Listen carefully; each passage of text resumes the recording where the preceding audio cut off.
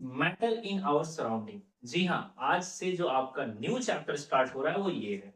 तो सबसे पहले क्वेश्चन है कि व्हाट इज मैटर।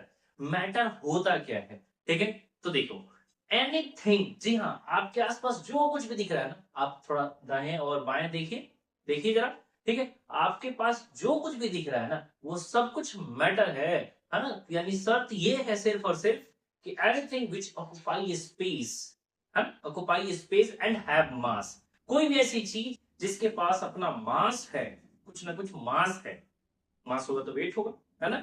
तो कुछ ना कुछ मास है और कुछ ना कुछ जगह छेक रहा हो, कुछ ना कुछ जगह ऑक्युपाई कर रहा हो, तो ऐसे में वो मैटर है ना। हवा भी मैटर है, क्योंकि अगर मैं गुब्बारा में हवा भरता हूं तो वो जगह लेता है कि नहीं लेता है? बिल्कुल लेता है ना, जगह लेता है। बिल्कुल वो जगह को ऑक्युपाई कर रहा है, बिल्कुल गुब्बारा जो है वो ऑब्वियसली फुल रहा है, तो ऐसे में वो जगह ऑक्युपाई कर रहा है। और इसके साथ साथ अगर मैं एक तराजू पे एक साइड कुछ भी ना रखूं और एक साइड दो तीन गुब्बारा भर के रख दूं हवा भर के, तो ऑब्वियसली इस साइड वाला भारी हो जाएगा, यानी कि उसके पास मास भी है। जी हाँ, मास है तभी वो वेट आ रहा है, समझ रही बात? तो matter is what, matter is anything which have mass and occupy space. समझ रही बात ना? तो चलिए, अब ये मैटर बने किससे हैं, मैटर किन से बने हैं? तो पार्टिकल से बने हैं। किससे? पार्टिकल से, छोटे छोटे पार्टिकल से बने हैं, एटम से बने हैं, है ना। तो अगर हम बात करें तो मैटर की साइज क्या होती है? बहुत छोटी होती है, बहुत ज्यादा छोटी होती है, माइक्रोस्कोपिक होती है ना। डिपेंड करता है कि वो अलग अलग सब्सटेंस के अलग अलग पार्टिकल्स की साइज हो सकती है वो भी, लेकिन सब के सब बहुत ही माइक्रोस्कोपिक होते हैं, बहुत छोटे होते हैं। फॉर एग्जाम्पल, अगर मैं वन ड्रॉप ऑफ वाटर लूं, वन ड्रॉप वाटर, जी हाँ, वन ड्रॉप वाटर, एक बूंद पानी लूं, तो इसके ऊपर पता है कितने पार्टिकल्स, इसके अंदर कितने पार्टिकल्स हैं? आपको अंदाजा है क्या? ये लीजिए, इतने पार्टिकल्स हैं जी, हाँ जी, इतने पार्टिकल्स। ये देखिए, एक बूंद पानी में इतने सारे पार्टिकल्स हैं। समझ रही बात ना? बहुत, यानी कि इससे पता चलता है कि मैटर के पार्टिकल्स कितने छोटे हैं, जो कि एक बूंद पानी में 10 टू द पावर 21 पार्टिकल्स के बराबर है। तो मैटर में जो पार्टिकल्स हैं उनकी साइज काफी छोटी होती है। तो characteristics of particles of matter. जी हाँ, मैटर की जो पार्टिकल्स हैं उनकी क्या क्या कैरेक्टरिस्टिक्स है ना, क्या क्या उनके जो कैरेक्टर्स हैं वो क्या क्या हैं। तो सबसे पहला तो हम पढ़ चुके है ना कि particles of matter, particles of matter are very small. जी हाँ, ये बहुत छोटे होते हैं, बहुत छोटे होते हैं, है ना। ये काफी छोटे होते हैं। इसके अगर एविडेंस दिखाना हो, है ना, चलिए अगर इसके एविडेंस की बात करते हैं, पहले ये वीडियो देखते हैं। तो अप्रॉक्स 100 ml पानी ले लिया, एक छोटा सा दाना है, शायद चीनी के दाने से भी छोटा, पोटेशियम परमैंगनेट का एक छोटा सा दाना इस पूरे पानी को कलर करने की कैपेसिटी रखता है। इसको मैं बस सिंपली इसके अंदर डाल देता हूँ, धीरे धीरे इसका कलर फैलता चला जाएगा। थोड़ा सा इंतजार कर लेते हैं, ठीक है। चलिए इसका थोड़ा सा हेल्प कर देते हैं हम लोग, ताकि जल्दी हो जाए। ये देखिए, एक छोटा सा दाना इतना ज्यादा पर्पल कलर में कन्वर्ट हो गया है ये।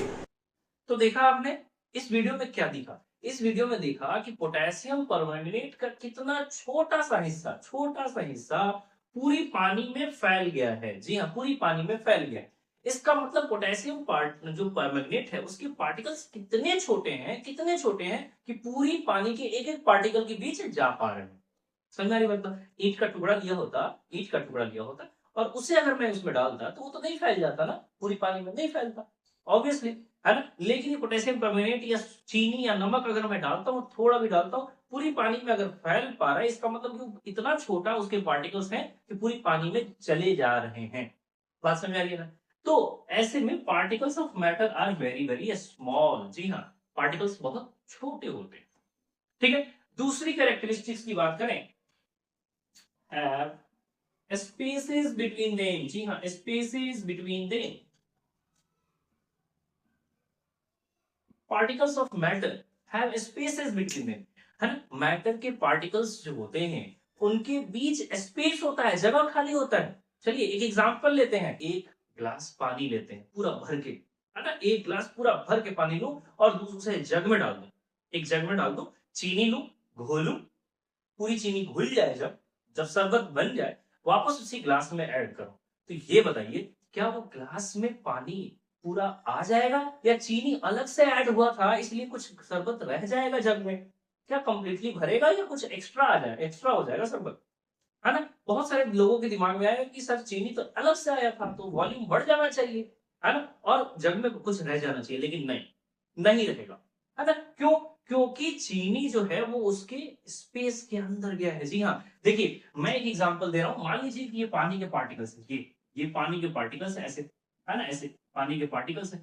अब ये बताइए, ये पानी के पार्टिकल्स की जो वॉल्यूम है, जो जगह छेक रहा है, ये इतनी जगह छेक रहा है, क्या ये जगह बढ़ेगा? अगर अगर चीनी के पार्टिकल्स जाके यहाँ यहाँ बैठ जाए, तो ये जो खाली जगह है, यहाँ जाके चीनी बैठ जाए, तो बताइए क्या ये जगह पानी ने ज्यादा लिया क्या? नहीं, बिल्कुल नहीं। समझ आ रही बात ना? इसीलिए, जी हाँ, इसीलिए हम कह रहे हैं कि वॉल्यूम नहीं बढ़ेगा। आपने शरबत बनाया होगा तो देखा होगा, शुरुआत में चीनी बड़ी आसानी से घुल जाती है, बाद में नहीं घुलती। शुरुआत में तो खुल जाती है, बाद में नहीं खुलती। क्यों? क्योंकि पार्टिकल्स के बीच स्पेस था, जो चीनी वहां जाके घुल बैठ गया, है ना, यानी डिसॉल्व हो गया, और डिसॉल्व होने से वॉल्यूम नहीं बढ़ा। लेकिन बाद में जब वो स्पेस भर गया तो चीनी घुलती ही नहीं है। समझ में बात ना? वो एक्स्ट्रा रह जाती। तो इसीलिए मैंने कहा कि अगर वो चीनी घुल गई है तो ग्लास में वापस से पूरी कंप्लीटली भर जाएगी, कुछ नहीं बचेगा रेसिड्यू में। समझ में बात ना? क्योंकि पार्टिकल्स हैव स्पेसेस। समझ में बात ना? स्पेस होता है उनके बीच। आइए नेक्स्ट हमारे पास है, particles of matter are continuously moving।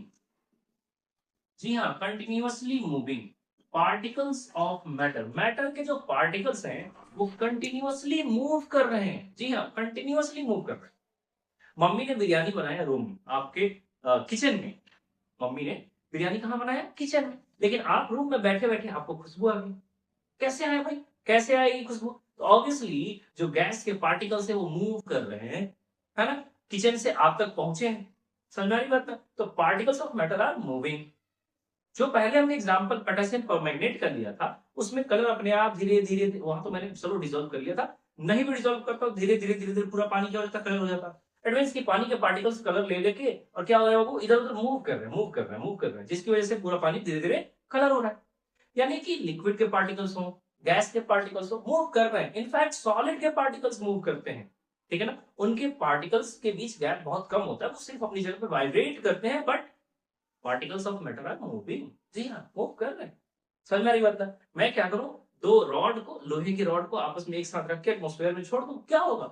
जंग लगेगा, जंग लगेगा ना, और दोनों एक दूसरे के साथ चिपक जाएगा 6 महीने 8 महीने बाद। क्यों? क्योंकि इसके जो जंग है, इसका जो लोहे के पार्टिकल्स है ना, रस्ट के फॉर्म में बाहर निकल रहे, ठीक है, लेकिन वो एक दूसरे में जुड़ गए, एक दूसरे की तरफ चले गए। समझ में आ रही बात ना? तो ये सारा एग्जाम्पल है बेसिकली क्या, कि particles of matter are continuously moving. जी हाँ, पार्टिकल्स मूव करते हैं, चाहे वो गैस की बात करें, है ना। आपने अगरबत्ती जलाया रूम में, किसी एक कोने में, पूरे घर में एक कोने में जला, पूरा घर खुशबू खुशबू फैल गया। कैसे भाई? कैसे? क्योंकि पार्टिकल्स मूव कर रहे हैं, वो एक जगह से दूसरी जगह जा रहे हैं। तो नेक्स्ट है हमारे पास, particles of matter attract each other. जी हाँ, पार्टिकल्स ऑफ मैटर अट्रैक्ट, जी हाँ, वो एक दूसरे को अट्रैक्ट करते हैं, अट्रैक्ट ईच अदर, है ना। तभी तो हाँ, अलग बात है कि अट्रैक्शन सॉलिड की ज्यादा अच्छी होती है, लिक्विड की थोड़ी कम होती है, और गैस की बहुत कम होती है। That is why intermolecular space ज्यादा होते हैं गैस में, है ना। गैस के पार्टिकल्स दूर दूर होते हैं, क्यों? क्योंकि इनका अट्रैक्शन जो है, पार्टिकल्स के बीच का जो अट्रैक्शन है वो कम है। लिक्विड में थोड़ा ज्यादा है, और सॉलिड में बहुत ज्यादा है। दैट इज वाई वो सॉलिड है, पार्टिकल्स बहुत नजदीक नजदीक है, कॉम्पैक्ट है, इंटरमोलिकुलर स्पेस बहुत कम है, क्योंकि इंटरमोलिकुलर अट्रैक्शन बहुत ज्यादा है। समझ आ रही बात ना? तो particles of matter are attracting each other. तो these are mainly 4 characteristics of particle of matter. समझ में आ रही बात? पहला, कि particles of matter are very very small, have spaces between them, continuously moving and will attract each other। तो अब बारी है rigid and fluid। क्या है ये rigid वर्ड और क्या है fluid? समझते हैं। rigid मतलब अनबेंडिंग, जी हाँ, जिसे बेंड ना किया जा सके, या फिर इनफ्लेक्सिबल, फ्लेक्सिबल ना हो। जी हाँ, रिजिड, रिजिड उसको कहते हैं। और फ्लूइड मतलब the substance which can flow. जी हाँ, फ्लो से बना है, वैसा सब्सटेंस जो फ्लो कर सकता है। कौन फ्लो कर जाएगा? लिक्विड फ्लो कर जाएगा, ऑब्वियसली, मानिए बह जाएगा, हवा है बह जाएगा। है ना। तो gas and liquid are fluid, है ना। तो फ्लूइड को हम गैस या लिक्विड की बात कर सकते हैं कि भाई लिक्विड एंड गैस जो होता है वो फ्लूइड होता है, एंड सॉलिड जो होता है वो रिजिड होता है। Solid is I mean type of rigid. हाँ, कुछ सॉलिड को हम फोर्स लगाते हैं, वो अपनी शेप बदलता है, लेकिन वापस जब हम फोर्स छोड़ते हैं तो वो अपनी जगह पे आ जाता है। फोम है हमारे पास, दबाएंगे छोटा हो जाएगा, है ना, लेकिन छोड़ेंगे फिर अपनी जगह पे आ जाएगा। अगर हम बात करें फ्लूइड की तो वो गैस और लिक्विड होते हैं। उम्मीद है आपको आज का टॉपिक समझ में आया। अगर हाँ तो चैनल को सब्सक्राइब कीजिए, अपने दोस्तों तक शेयर कीजिए, ज्यादा से ज्यादा मेरा मोटिवेशन बनाए रखिए, लाइक कीजिए, कमेंट कीजिए। Thank you so much.